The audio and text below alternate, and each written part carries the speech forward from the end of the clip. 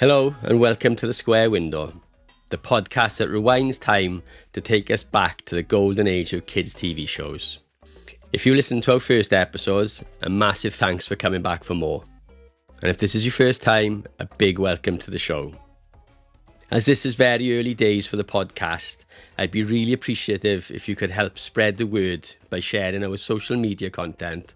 And if you have any feedback or suggestions for how to improve, please feel free to leave a comment. You can also come and join the Facebook community group where I add additional content, further information, and I'll be looking to run some competitions pretty soon. I'll leave a link to that in the comments below. So, this episode, I'm talking to Ben Adam-Harris, also known online as Broken Antler. Ben is a multi-award winning freelance director, designer and animator with a diverse portfolio of work that's been featured on screens of museums, galleries, TV, cinemas across the world. I first met Ben at art college in the late 90s where we studied animation together, and it was great to catch up, reminisce and chat about our mutual appreciation of today's show topic. Ben's choice of show to talk about today is the classic American series Dungeons and Dragons. Who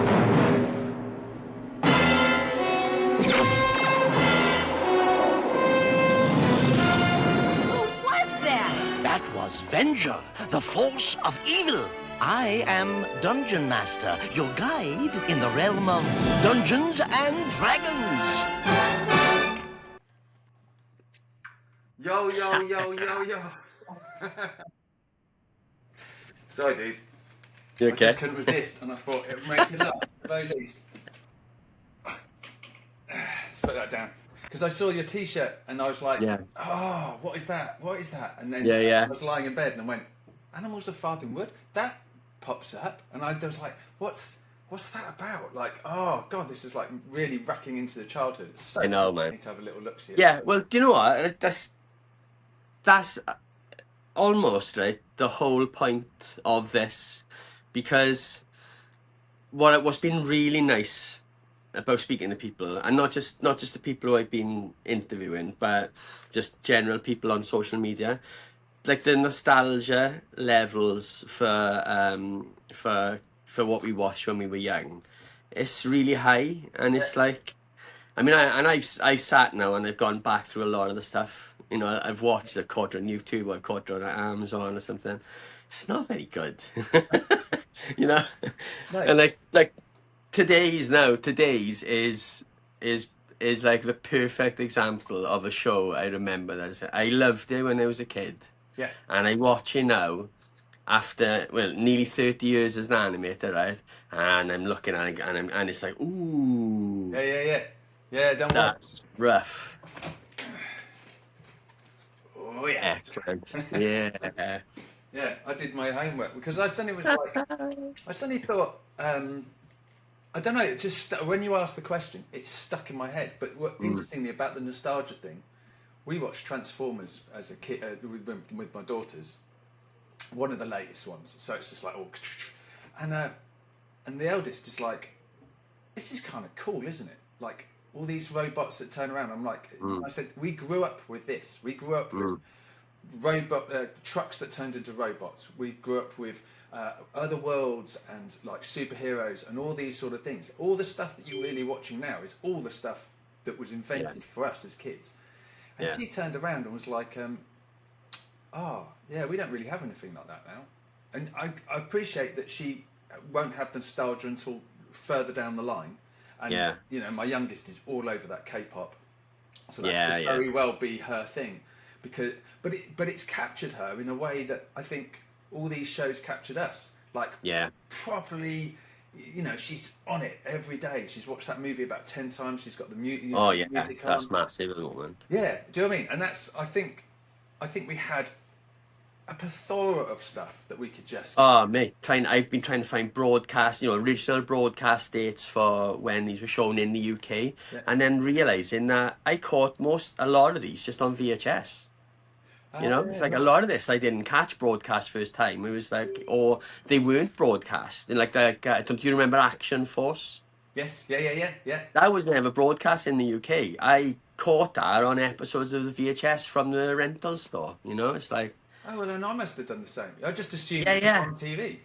Yeah, and like a lot of the sort of the Japanese cartoons that were dubbed into English weren't broadcast over here. You know, we would have just gone, look, seen the video sleeve in the shop and gone, oh, that looks cool. Yeah, That looks like Transformers. I'm gonna try that. You know, so it's crazy how it's opened the floodgates a little bit, and it's yeah, you know, and you start remembering stuff. And it's like I was talking to my wife the other night, and I could not find a UK broadcast date for Gummy Bears. Right, there was the one thing I couldn't find, and then I know we watched that. Do you know you saying yeah, that? oh yeah, watched it loads, but I just couldn't remember. And I just couldn't find anything. And then I remembered completely, like out of left field, that there was a show on a Sunday morning called the Disney Club, and it would show episodes of that and maybe Tailspin or Darkwing Duck, Yeah. and then it would like show like a 5 minute clip of a larger show like a live action thing like Teen Angel or something like that. And it was Andrea Boardman and two other presenters, and like these are things I had pushed out of my head, like, you know what I mean. So it's like that's the nice thing about like rediscovering these things from your youth. Yeah, and then yeah. It's a brilliant idea, dude. Yeah, Now you started on it. it's really fun, and it's like just especially now as obviously like working remote, I don't talk about animation as much as I used to when I'm in studio. You know, so like for me this is just an excuse to talk about cartoons with people, so it's a win-win really. No, I've actually Will's just started going to a studio in London, in the centre of London, just a couple of days because he's fed up of working from home. Yeah, So because I've got my own little studio here, but Yeah. there's a part of me going, I mean, I love this place, I love it, but there is a bit of me going, I probably need to get out a little bit. Yeah. It used to go into town so much more, but now because everyone's like, oh, we'll just do a Zoom meeting, I'm now almost begging people to go, oh no, I'll jump into London. No, please. Let me. Yeah, like paint us a picture of like you as a kid. Yeah. So I grew. So I was born down south, but so I don't know the dates exactly. But I moved up to Yorkshire when I was a youngster, like a youngster, and I remember being there until about, I think I was 9, creeping towards 10, and I remember hating the whole idea of moving and everything else. That was like, I was very happy up there, and there's a lot of memories, and I think this is where the Dungeons and Dragons started. There was Transformers. I remember distinctly. So I think my viewing habits, I don't think my mum was very lenient of allowing me to watch certain things. Weirdly, one thing when I was really super young that I was allowed to watch was Monkey Magic. Do you remember that? Yes. Oh yes. So then I remember watching the reruns of that, and my mum's religious, and the first episode was Monkey pissing on the third finger of God, and I remember thinking to myself, she didn't sit and watch this. She just saw a couple of things and gone, oh, he's happy, that's fine.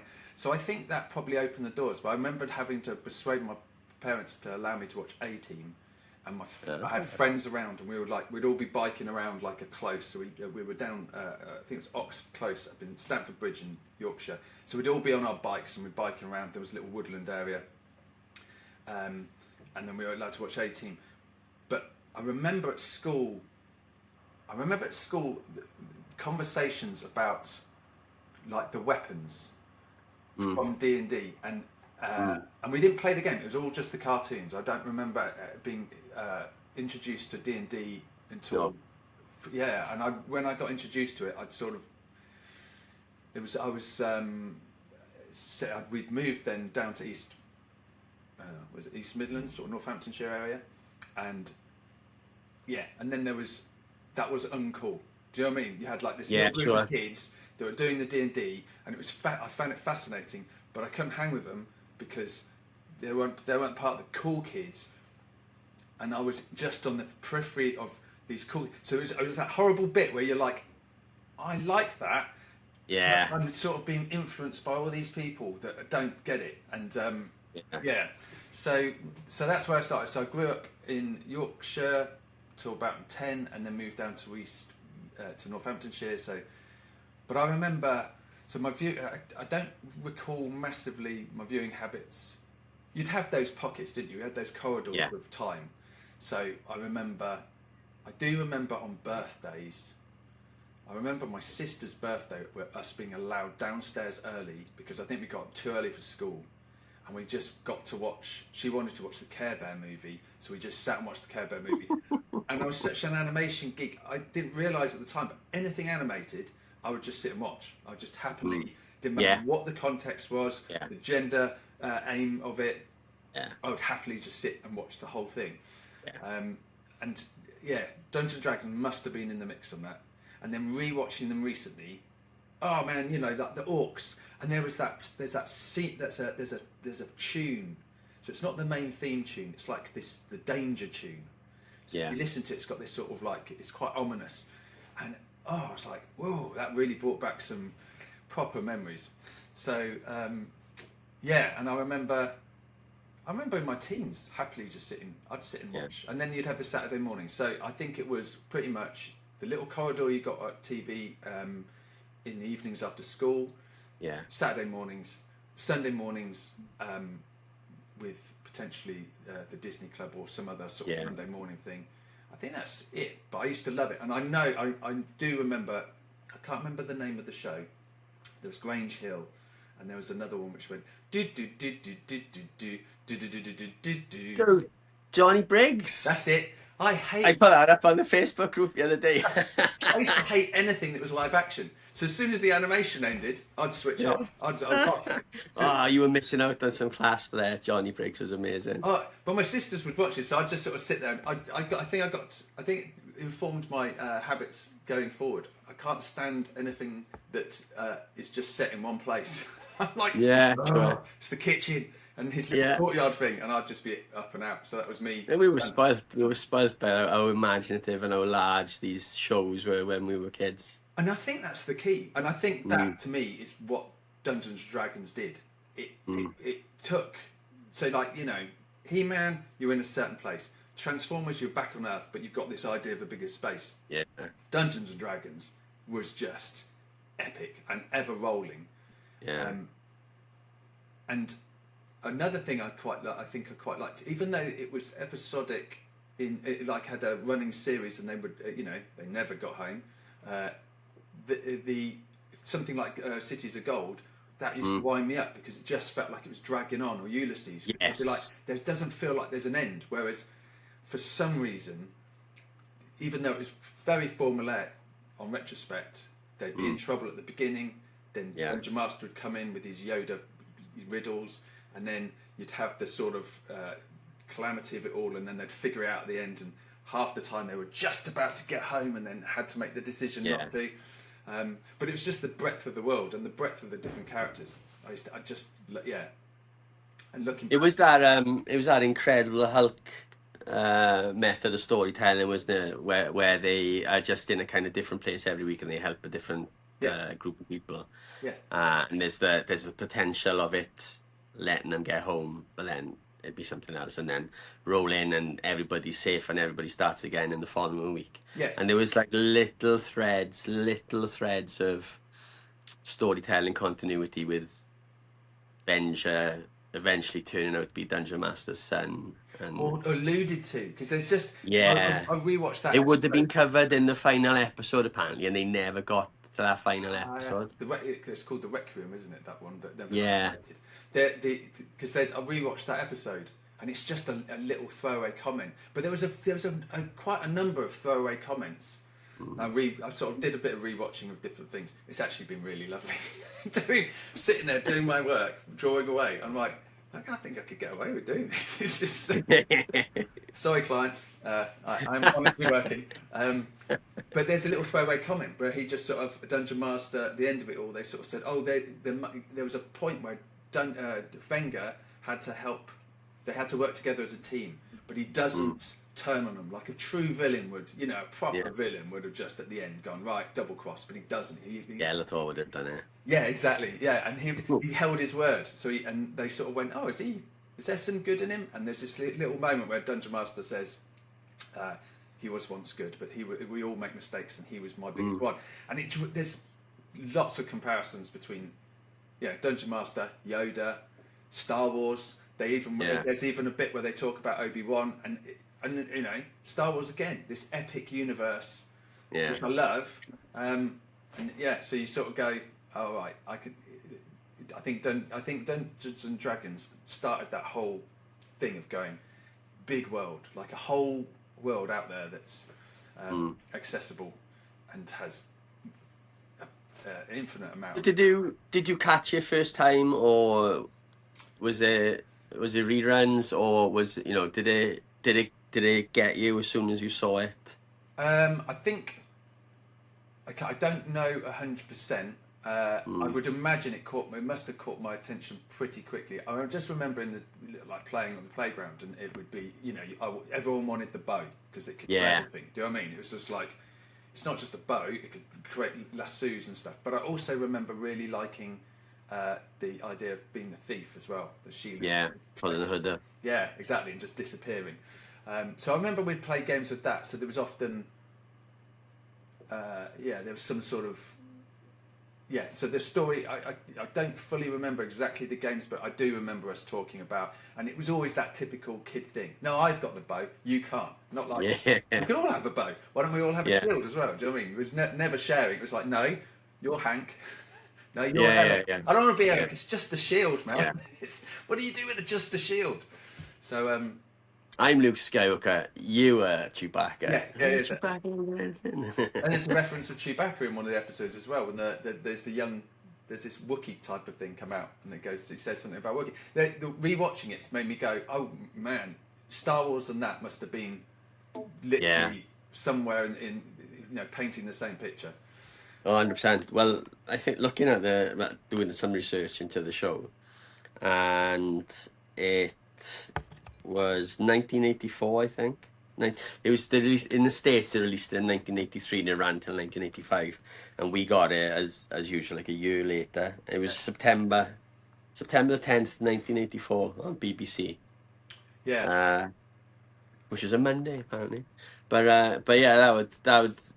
I do remember, if it wasn't the first episode, at least catching the second and completely being like, oh, I love this. Yeah. This is right on top of of the things I would want to watch, because, and it was weird as well, because, like, I don't know if you remember, but we got Transformers first on TVAM. Right, yeah. And so they would milk it for all it's worth, and they would split the 25-minute episode into 5-minute segments and show it every morning just after the birthdays. Yeah. And I was like, but this was prime time, home from school, sitting with your tea, watching Dungeons and Dragons, And it wasn't, it was more the monsters in it. No, and I think at that point I'd not heard of Dungeons and Dragons. Like, Dungeons and Dragons as a game, it never impacted my friend base. That was primary school, and you make new friends when you go to comprehensive and yada yada yada. But it was never a thing like in my area, So I didn't get all it was a show called Dungeons and Dragons, and then as you get older, you start to learn about the board game, and I could never understand why the board game never had any of these characters, and any merchandise you would see for Dungeons and Dragons, it was never about these characters. It was always something else, like some sort of big Viking or something. You know what I mean? It was so I could never gel the two together, Yeah, and I think because I remember some these kids at secondary school showing me, explaining to me the whole thing, but they were so deeply involved. It's a bit like suddenly being told, right, here's a computer language. It's so overwhelming, and you're kind of coming at it going, I'm just going to follow 5 or 6 characters in it, and no. There's one person, he can lead you anywhere. And I just remember it being all too much. The artwork I used to love, and I loved all that side of things. but yeah, the cartoon sort of simplified the whole thing down.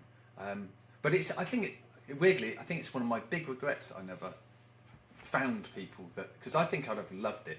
I think I'd have been a part. Yeah. Because I used to love like the Steve Jackson and Ian Livingstone fighting fantasy books, and Choose Your Own Adventures, which were, I mean, those fighting fantasy stuff was, I mean, they could have lived within that world of Dungeons and Dragons. You know what I mean? Like the first one was the Warlock of Five Top Mountain, which just looked like the cover of a Dungeons and Dragons board game. And but to be honest with you, I think the area I'm from, if I had, you had to never show any weaknesses. I'd already exposed my weakness by showing that I like to draw. Yeah. And I like to, I was so if I had exposed another weakness of in Dungeons and Dragons, the board game, they probably would have beat the shit out of me. I think because it's funny you say that. So up in Stamford Bridge, Yorkshire, it was fine to be into nature. Like I remember receiving a bird book from my best friend when I left, and you would go to nature clubs and you were into scouts. You had all the badges down. It was cool to have those. It was the Vikings and the Saxons, and so there was a rivalry of that. Yeah. But it was all about collecting the badges. There was quite a geeky. I didn't realise it at the time, but the group of as a school itself was quite geeky. It was fine to draw. It was good to draw. In fact, my best friend, me and him were drawers, and we loved drawing and we loved nature. And I wish I'd gone to that school. Well, and then I got moved from it down to Northamptonshire to a school where I remember walking in with my club uniform, badges all the way down, and it was just dinner bell for all the kids. They went, what? And I was just remember thinking, well, this is the worst introduction I've ever had. So it's probably down to that. So when I was in secondary school, because I'd moved so close to, I moved into a primary school, then suddenly was shifted into a secondary school like within a year or two, and completely out of the group of people that I'd met in the interview. So I was starting it. It was almost like start again. Oh, and then start again. Yeah, I can see why. On retrospect, I probably went. Yeah, they're the geek kids. I can't associate. I'm just managing to survive this. Secondary school. Don't show any weaknesses. Exactly. And that was what's so lovely about university, because it's sort of like turning all these animators, and having an interest in everything, like from the nostalgic cartoons that we watched to comic books to just and music. It sort of opened your eyes to everything, and you suddenly go, "Oh, I can be a geek. I can just be." Yeah. Oh, yeah. That was. I mean, for people who don't know, me and Ben were studied animation together, and that was the best thing about that experience was. It was almost like a weight off your shoulders, because you was like, I can just relax. I can just be myself now. Yeah. Because these aren't weaknesses here. These are strengths. Yeah. So all the conversations we'd all have about stuff that we loved, and sort of, and being influenced by other people with different appreciations of things, and so and then learning from somebody else, and somebody saying, "Have you seen this? No, what's that?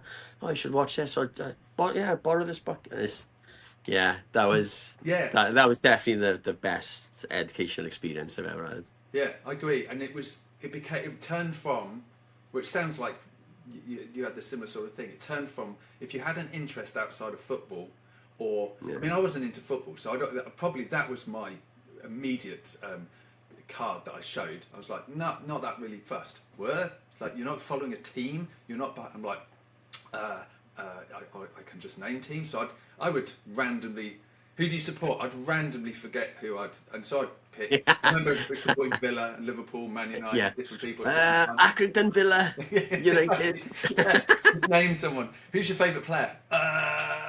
Ian Rush. He used to play for Liverpool. You said Man United. I was in trouble there. But it turned from being like an interest in stuff was not it was sort of frowned upon, because you sort of had to sort of fit the mould, to suddenly being like free, which was just amazing.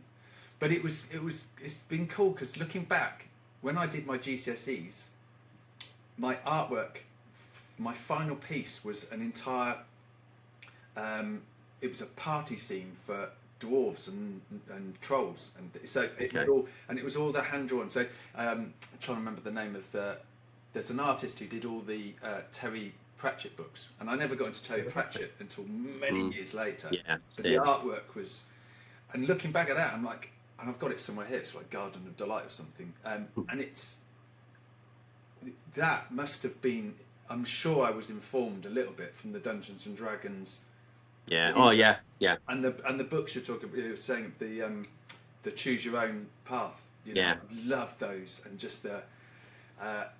So yeah, and I think for me, Dungeons and Dragons was the first introduction to fantasy world, like as a. Yes. Do you know what I mean? And then you got, and then you started getting films where you had, I'm trying to remember the name, with Warwick, and it had Tom Cruise in it. Willow. Do you know what I mean? And you saw that, and it was because you'd seen something that was, you're like, oh, live action. I could enjoy that, and then you got into. Yeah. So, and then you started picking up things like Flight the Dragons and The Last Unicorn and stuff like that, and then that was always because that was the nice thing about stuff like this. Like I alluded to earlier, you'd see it, watch it on telly, and you think, right, okay, well, I like that, and we were just on that sort of that boom of VHS rentals. Yeah. And so, some of my most vivid memories as a kid is going to a VHS shop, and there was no Blockbuster then. They were independent video rental places, or they'd be like the corner shop, and they'd have like 2 or 3 racks, and you mostly like kung fu films, and then every now and again you'd find like a cartoony type cover, and that. And you'd look at it and go, oh, that's a little bit like Dungeons and Dragons. Or that's a little bit like... I mean, that's half of the Japanese mech robot cartoons I've caught in my lifetime are just covers I've found in a video shop and gone, oh, that looks a little bit like Transformers. I'm going to try that. Yeah. And then just getting it home and saying, oh, this isn't Transformers. But then being sucked into it, And I think I get that as well. Like, I wouldn't say that Dungeons and Dragons is the sole reason for me being an animator, but it's definitely part of it, because I used to draw the characters then, and then I would actively go looking for things that looked like those characters to keep drawing. You know what I mean? Yeah. I see. I haven't drawn. So I think the themes, the Dungeons and Dragons themes, were something that ran through. And then when I went to art college, I was creating elements. I remember turning up to the Glamorgan, which the university went to, with the day you had to sort of do your interview, and I had this skulled, I've got this thing with skulls and a wire with a fur, and looking back at that, I'm like, that lived in that was part of the world of the Dungeons and Dragons, because it was dark. Yeah. The show itself was really quite dark for its time. Do you know what I mean? Yeah. The themes it would run with, it would be.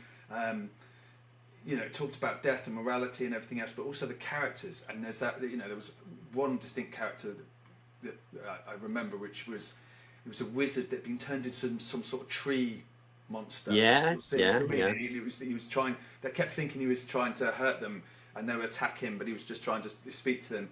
And they're just the designs of some of these sort of dragons coming at you and flying at you. I don't know. It was the darkest thing that I could think of, but it didn't. But you weren't afraid. It was done in such a if you know what I mean. Yeah. We were young. I remember hiding behind the sofa watching Doctor Who. Incredible Hulk for me. Oh, was it like?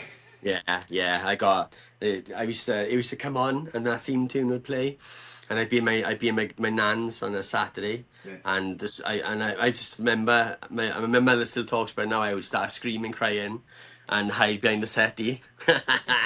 Like, the thing is, I would know, like, to Doctor Who, I would hide, but I'd still watch it. I needed to watch it. Yeah. And I think the Daleks were one thing, but I think I used to run up the stairs, because I think in my head I'd gone, you can't get upstairs. I'm perfectly fine. I mean, that's really good survival instincts, that is. Exactly.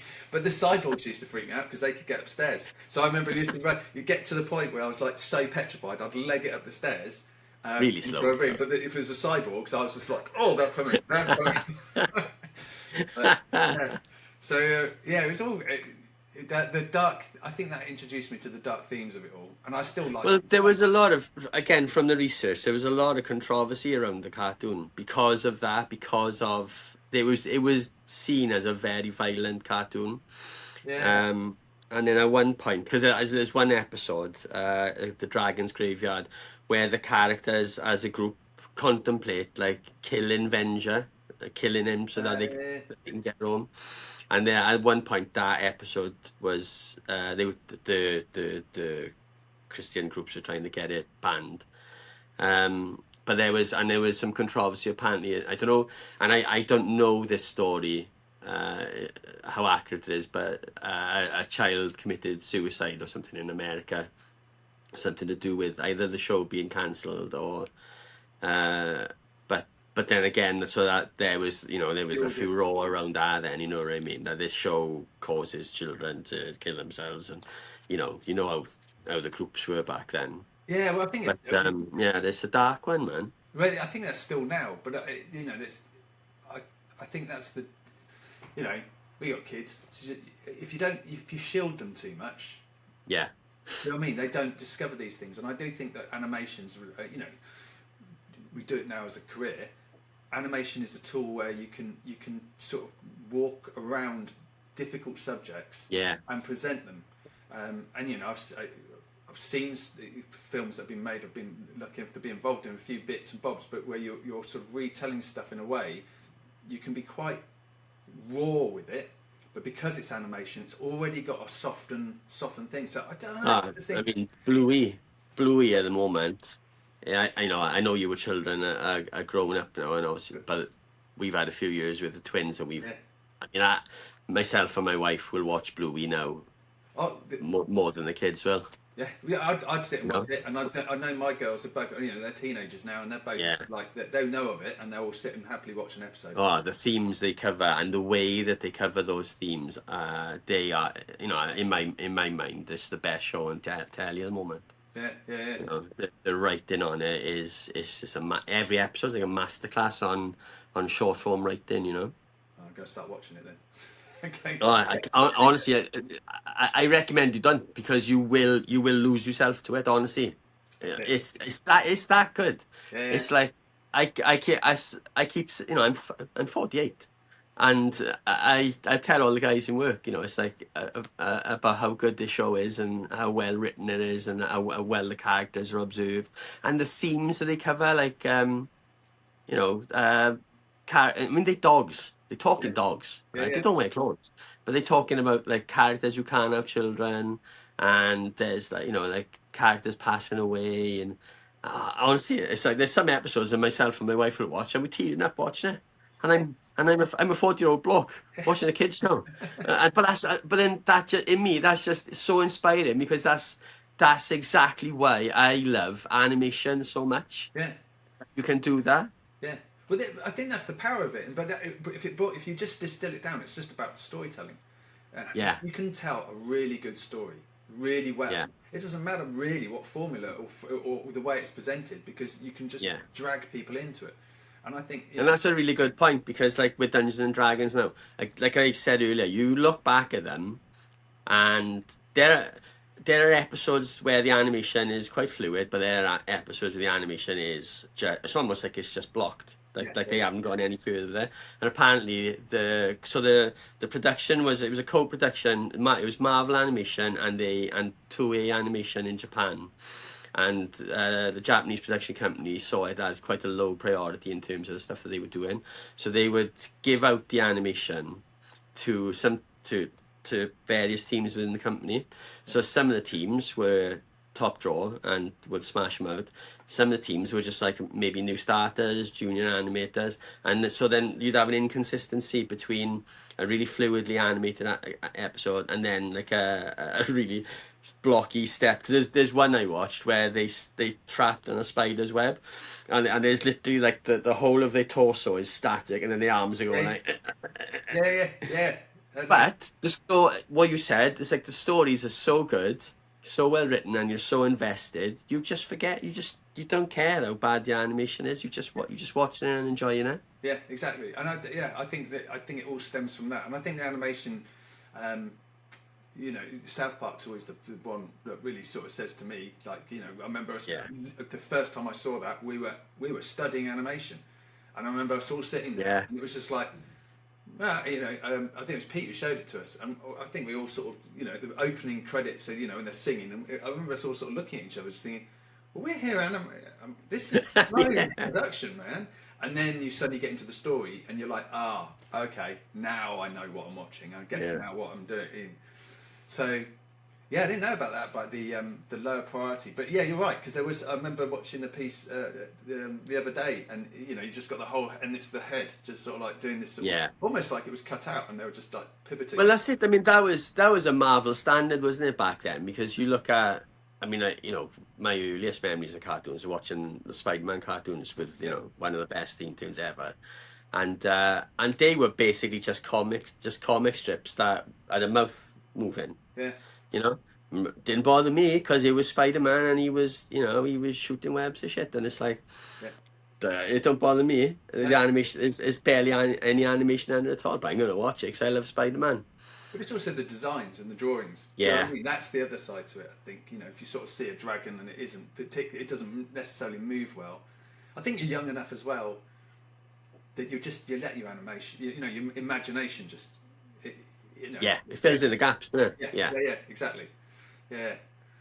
No. Do you think now, with all that, after studying and working so long as an animator, you are maybe harder on the shows you watched as kids in terms of like, there's a bit more overlapping action in that? Well, I think that boils down to, I'm probably not your animator's animator. Yeah, sure. I'm a little bit. I remember being in the class and Jim teaching us, and I had an old man, because I was doing 3D at the time. I had an old man walking, and he sort of was like, it doesn't look like an old man walking, Ben. It needs to have that. It needs to feel like an old man walking. And I remember my response was, well, what can you see? And he was like, an old man. I said, well, what is he doing? He goes, walking. I said, so it's an old man walking. And that was my argument. So I'm not sure. You know, I can kind of tell. I can tell that it's, you know, there is ropey animation to it, like the Scooby-Doo with the loops. But I've never been very strong at actual animation. I think my interest still lies in a character, the look of a character, or the story, and the world that's being done. I mean, to be honest, I don't know. It's a bit of a shame, because I look back now and I'm like, I should have let it influence my career choices more, because I do a lot more sort of corporate, commercially elements. Yeah, sure. Maybe now I might allow it to bleed in a bit more and do more stuff. Do you know what I mean? Because it definitely influenced me. You know, looking back at all the drawings, the fantasy world that's part of that, which D&D would have been a part of. That was a lot of what I created for my GCSEs. It was that and graffiti. And I remember my art teacher not really fully being invested in either. She just didn't really. She didn't get the graffiti side of things. So having these sort of weird characters, and that was the thing about graffiti as well. You'd see all these sort of cultural characters that pop up within lettering. So yeah, I think that those two things were just the block of what I made, definitely through GCSEs. Not so much into art college, but it fed in a little bit. But I don't know. I don't think I'm that hard with animation. I'm more. If I'm honest, I'm more critical about stories. So I watch. If you're watching a film or you're watching anything else, if I can see a formula. A good example is what were we watching? We're watching this thing with Ricky Gervais, Afterlife, which is brilliant. Oh, yeah. It's brilliant. Yeah. But every time he goes on a computer, doorbell rings. So we'd get on the computer and I'd go, doorbell's going to ring. And my wife would be like, how do you know that? I'm like, it's the formula doing. I think I've learned to pick up through what we've done and the learning stuff. And that could be doing, you know, like learning to do loops and little cycles and working out how to do things. So you're you potentially trained a little bit more to. You can see little things to help you out. And but I always remember Webster saying that you never watch a film, you never enjoy a film again when he started talking, doing the contextual history stuff about film, and we started really breaking down film, and that stuck with me because I do go into analysis mode when I sit down in front of a new film. Yeah, and I like it when you don't like it. It's if I think you're right. If you're sat in the cinema and you're watching a film and you suddenly go, all right, so yeah, they're just saying that's going to be there. I'm like, I've lost me because I'm not invested enough for you to drag me in. But I love those films when you walk out and you go, I didn't at any point go, you know, or like, I didn't. Yeah, that's true. Yeah. It's so in terms of Dungeons and Dragons, who was your favourite character? Who's the one that you always wanted to be? Right. Well, I would probably, I think everyone wanted to be Hank, the Ranger. I remember because of the bow. However, I think I had a soft spot for Presto because he was a geek and That's a good one. Yeah, do you know what I mean? It was kind of obvious to be Hank, and because of the bow, and you're with your buddies, and you don't want the hat. Because weirdly, I don't remember. I always thought the hat was broken, not him not being able to do the maths or the magic very good. So you never wanted, even though that actually was the most powerful element, like the weapon that they had. You all sort of gravitate towards the bow because it's like, and I could shoot strings, and I remember suddenly it'd be like 3 arrows. You could have multiple. You'd just be running around the playground going, shoot the string, just wrapped you up, all that sort of stuff. Whereas actually you could be like, just brought out a dragon, he's just chomped you.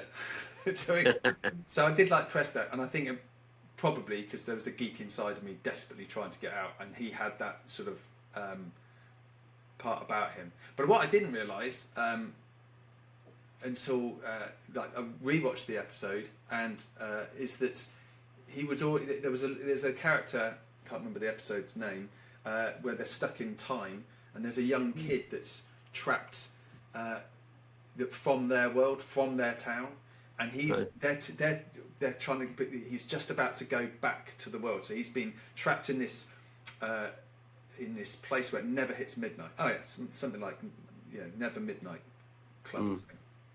And there's this monster that's stopping them from leaving. I do remember this. See if you remember being dragged. So the start of the episode, he gets dragged under his bed. So his feet.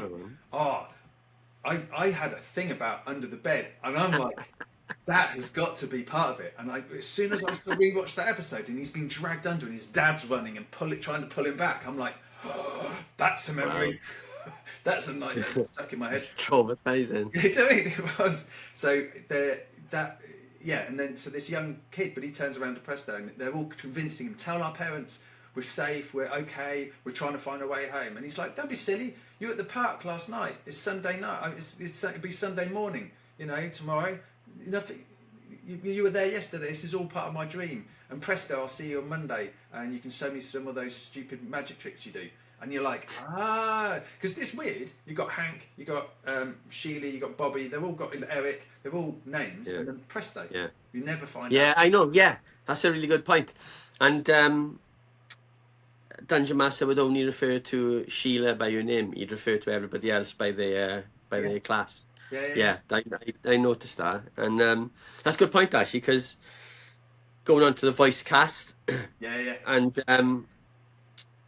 again, I remember watching it, and there were never really any voices that stuck out, because you can watch a show and you can think, oh, that's that voice artist. But is that an adult thing? It's more than a kid thing now. Do you think? Yeah, I think so. Yeah, but looking at the cast, and there's only three that are known and are famous. Yeah. So Eric the Cavalier was voiced by Don Most, who was Ralph in Happy Days. Yeah. Listen, Dungeon Master, while you're returning things, how about returning us to He Did It Again? And so now that I know that and I listen to it, you can hear that straight away. It's amazing. Yeah. And then you had so this is a name that so far is coming up in every episode of the podcast, right? When it involves American cartoons. Frank Welker.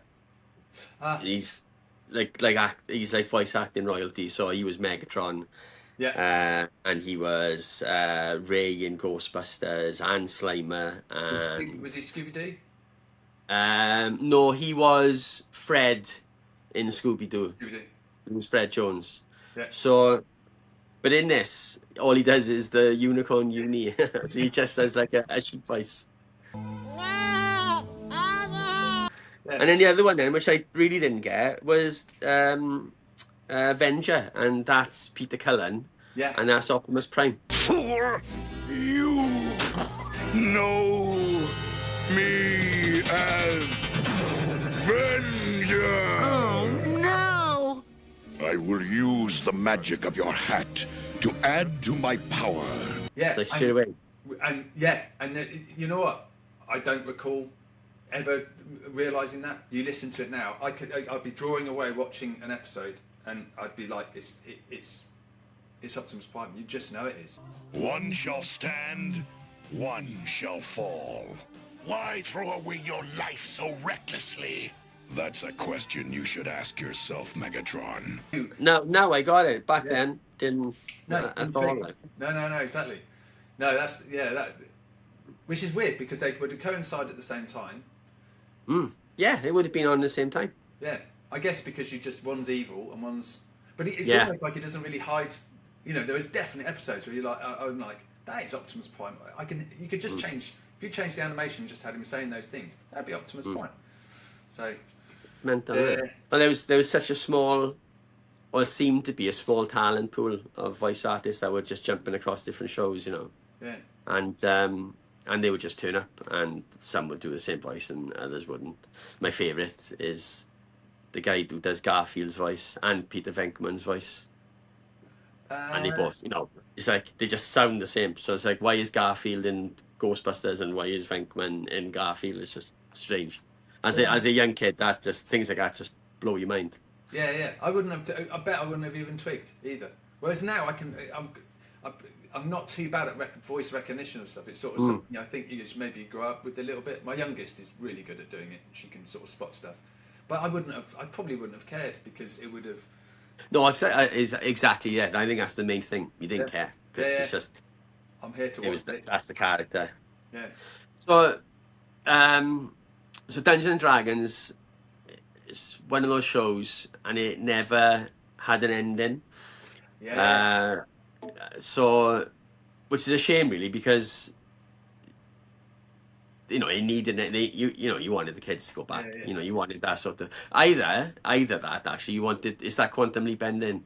I think you would have been happy either way if the kids had gone back or if they decided to just stay and fight evil. But which they did there in was most episodes. To be fair to them, you know, every time they get back, there is always something that pulls them. There's always a reason to come back. They're weirdly invested in saving the realm, almost as much as they are getting home. In fact, more so because there are so many occasions where they've actually got back home, and then for whatever reason, Venger's come in and he's going to destroy it, or someone's going to be destroyed by Venger on the other side, and they need to go back to save him, or you know. And Eric was he was pretty adamant about getting home under all costs. And then there's one of the final episodes where he breaks the mirror, like of them getting home, and he's just like, well, you know, we had to save.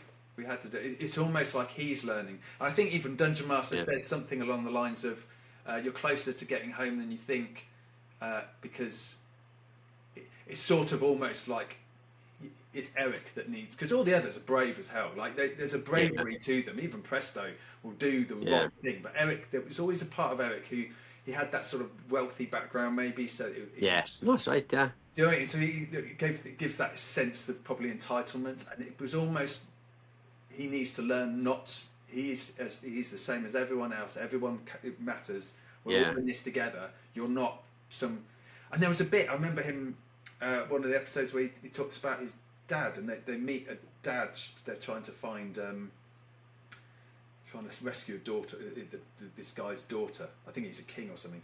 And Eric says something along the lines of, they sort of go, "Oh, it's really nice to have a dad because we haven't had our dads for so long." Because you sort of forget they're kids. Yeah. And which is They were like 14, 15. well, yeah, exactly. Yeah, so I guess when we started to watch them, they felt older to me. Yeah, And that's now right, looking yeah. back at it, I'm like, oh no, they're still kids. But they were talking about their dad, and Eric said something. He's a better dad than mine has ever been. So you're starting to get. Wow. I think Eric's character was the most Complex one, is that? Yeah. Yeah, So 100%. yeah, and he probably because of him, you needed him within the story to sort of really shape. Otherwise, everyone would have just. You needed that sort of slightly negative look on everything, slightly suspicious. He was always suspicious. Every single person he came across, he was always like, "Why are we trusting them?" It's like, everyone else is trying. Just follow on. Well, I'm not going that way, and then suddenly a monster would appear, and you'd be like, "Oh, go away from me!" It was like that sort of. It was a bit like. In Scooby Doo, Shaggy in Scooby Doo. Well, I'm not. I'm scared. I'm not doing that. Oh, that's more scary. I'll go that way. That's what it is. Yeah. So I think that title sequence is probably one of the most iconic. Yeah. I can't remember what Transformer. I mean, He-Man was. Obviously you remember how that introed in, but I can't remember how Transformers did. But it was. It was just I mean, that for me, that's an iconic one for me. That's one whenever I see it. I remember watching TVAM as a kid. They're all sort of running and fighting, and then like they fly around the mountain.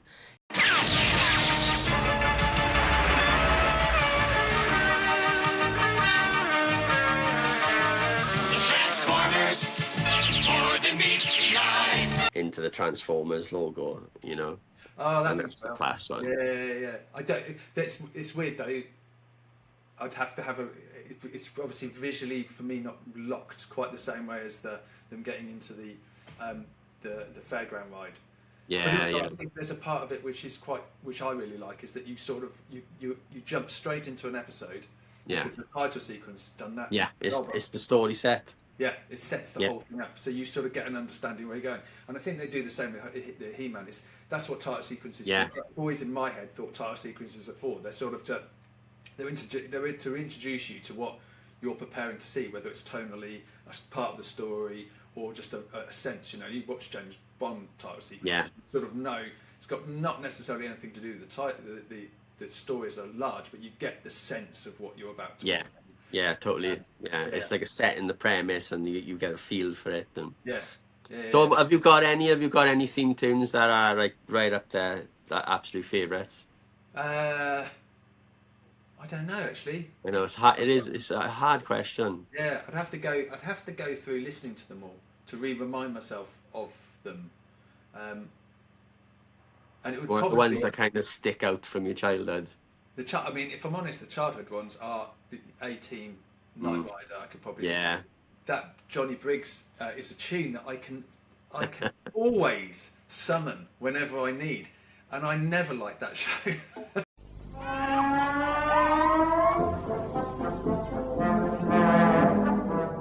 And it's one of those irritating things, like I've been cursed with. It's almost like he's like, why did you not like the show? The theme tune is going to be stuck in your head forever.